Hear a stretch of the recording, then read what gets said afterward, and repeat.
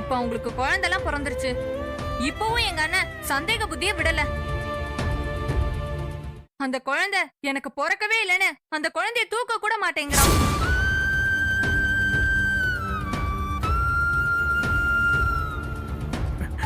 ஏங்க, உங்க அண்ணன் காரணமே இல்லாம சந்தேகப்படுவார்னு நினைக்கிறீங்களா? அவருக்குன்னு ஒரு நியாயம் இருக்குல்ல? அதெல்லாம் ஒரு நியாயமும் இல்ல. வீண் சந்தேகம். நான், எங்க அம்மா, எங்க அப்பா எல்லாரும் அண்ணி பக்கம் தான். ஆனா எங்க அண்ணன் மட்டும் விடாப்புடியா சண்டை போடுறான். இதனால உங்க வாழ்க்கையே நரகமா போயிடுச்சு.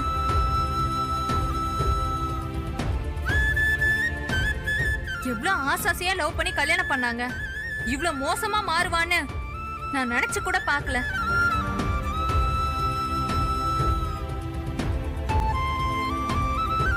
அவளுக்கு அழகு இல்லைன்னு சொல்லுடா, படிப்பு இல்லைன்னு சொல்லு, பணம் இல்லைன்னு சொல்லு.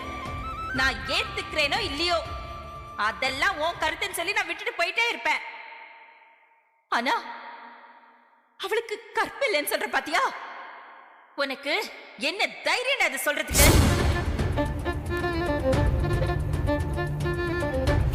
உன் வாயில வந்ததெல்லாம் பேசிட்டு போறதுக்கு அவளை யார் நினைச்சடா? கண்ணமாடா, என் மருமகடா, என்னல பாதிடா அவ. இத பார், இன்னும் ஒரு வார்த்தை நீ அவளை பத்தி பேசுன, இந்த இடத்திலேயே உன்னை குழி தோண்டி புதைச்சிருவேண்டா. உங்க அண்ணன் எதனால அப்படி நினைக்கிறாருன்னு நீங்க அவர்கிட்ட கேட்டுக்கலாமே.